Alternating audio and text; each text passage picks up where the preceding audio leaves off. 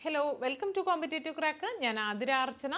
മത്സര പരീക്ഷയ്ക്ക് തയ്യാറെടുക്കുന്ന ഉദ്യോഗാർത്ഥികളെ സംബന്ധിച്ചിടത്തോളം ബാങ്കിങ് മേഖലയിൽ നിന്ന് എപ്പോഴും ചോദ്യങ്ങൾ വരാറുള്ള ഒരു ഏരിയയാണ് സെൻട്രൽ ബാങ്ക് എന്നുള്ളത്. അപ്പോൾ നമ്മുടെ സെൻട്രൽ ബാങ്ക് എന്താണെന്നും അതുമായിട്ട് റിലേറ്റ് ചെയ്ത വളരെ ഇമ്പോർട്ടൻ്റ് ആയിട്ടുള്ള ഫാക്ട്സുമാണ് നമ്മൾ ഇന്ന് ഡിസ്കസ് ചെയ്യുന്നത്. അപ്പോൾ വീഡിയോയ്ക്ക് കടക്കാം. സെൻട്രൽ ബാങ്ക് എന്ന് പറയുന്നത് ഒരു രാജ്യത്തെ സംബന്ധിച്ചിടത്തോളം അതിൻ്റെ നാഷണൽ ബാങ്ക് ആണ് സെൻട്രൽ ബാങ്ക് എന്ന് പറയുന്നത്. നമ്മുടെ സെൻട്രൽ ബാങ്ക് ആണ് reserve bank of India. Reserve bank of India establish ചെയ്തത് RBI ആക്ട് 1934 പ്രകാരം. അത് ഫങ്ഷൻ ചെയ്തത് അല്ലെങ്കിൽ ഓപ്പറേഷൻസ് സ്റ്റാർട്ട് ചെയ്തത് 1 ഏപ്രിൽ 1935 ഹിൽട്ടൺ യങ് കമ്മീഷൻ്റെ റെക്കമെൻഡേഷൻ പ്രകാരമാണ് നമ്മളുടെ reserve bank of India setup ചെയ്തത്.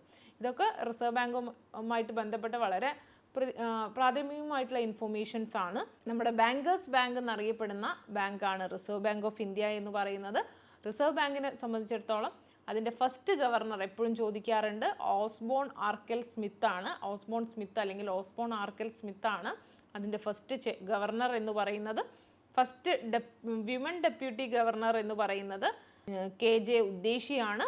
ഫസ്റ്റ് ഇന്ത്യൻ ഗവർണർ എന്ന് പറയുന്നത് CD ദേശ്മുഖ് ആണ്. അപ്പോൾ 3 ഗവർണർമാരെ നമ്മൾ പറഞ്ഞു. First governor Osborne Arkell Smith ആണ്. First women deputy governor KJ ഉദ്ദേശിയാണ്. First Indian governor CD Deshmukh ആണ്. പിന്നെ ഇതുമായിട്ട് ബന്ധപ്പെട്ട വളരെ ഇമ്പോർട്ടൻ്റ് ആയിട്ടുള്ള RBI ആക്ടിൽ വരുന്ന സെക്ഷൻസ് ഉണ്ട്. സെക്ഷൻ 42 CRR ക്യാഷ് റിസർവ് റേഷ്യോവുമായിട്ട് ബന്ധപ്പെട്ട സെക്ഷനാണ്. സെക്ഷൻ 49 ഓഫ് RBI ആക്ട് പറയുന്നത് ബാങ്ക് റേറ്റിനെ കുറിച്ചാണ്. RBI എസ്റ്റാബ്ലിഷ് ചെയ്ത സമയത്ത് അല്ലെങ്കിൽ അതിൻ്റെ ഹെഡ് ക്വാർട്ടേഴ്സ് എന്ന് പറയുന്നത് കൽക്കത്തയിലായിരുന്നു. 1937 കൽക്കത്തയിൽ നിന്നും അതിൻ്റെ ഹെഡ് ക്വാർട്ടേഴ്സ് മുംബൈയിലേക്ക് ഷിഫ്റ്റ് ചെയ്തത്. പിന്നെ present RBI governor Shaktikanta Das ആണ്. 25ാമത്തെ RBI ഗവർണറാണ് ശക്തികാന്ത ദാസ്. അതുപോലെ തന്നെ RBIയുടെ എംബ്ലം എന്ന് പറയുന്നത് ടൈഗർ ആൻഡ് പാം ട്രീ ആണ്.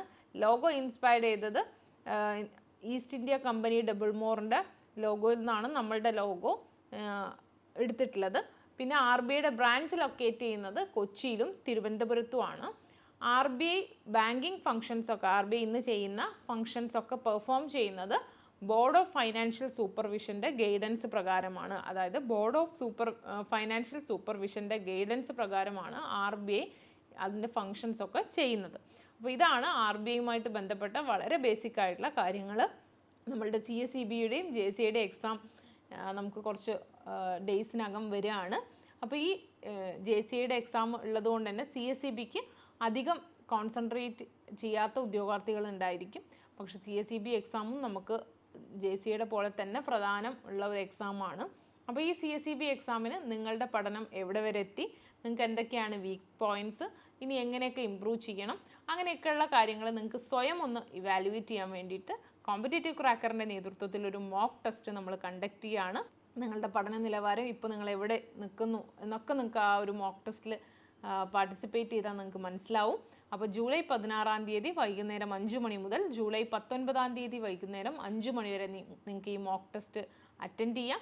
അപ്പോൾ മോക്ക് ടെസ്റ്റിൽ പങ്കെടുക്കാൻ താല്പര്യമുള്ളവർ താഴെ കാണുന്ന ബോർഡ് നമ്പറിൽ കോൺടാക്റ്റ് ചെയ്യുക. തീർച്ചയായിട്ടും പരീക്ഷാ പരിശീലനം അല്ലെങ്കിൽ പരീക്ഷ എഴുതി പരിശീലിക്കുക എന്നുള്ളത് തന്നെയാണ് നമ്മൾക്ക് സക്സസ് നേടാനുള്ള ഒരു മാർഗം എന്ന് പറയുന്നത്. അപ്പോൾ ഇത്തവണത്തെ CSEB എക്സാം നിങ്ങൾക്ക് CCയോടൊപ്പം ക്രാക്ക് ചെയ്യാം.